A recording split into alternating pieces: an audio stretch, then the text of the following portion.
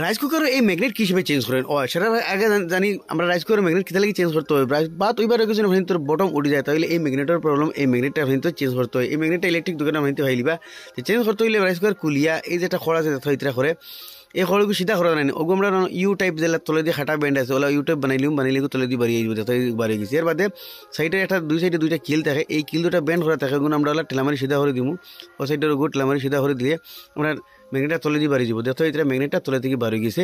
আর এই ম্যাগনেটের কিতা সম্বহর একটা পাওয়ার থাকে, এই পাওয়ারটা ড্যামেজ কমে যায়, কমার পরে কিতা রাইস কুকার বা তৈবার আগে বটম উঠে যায়।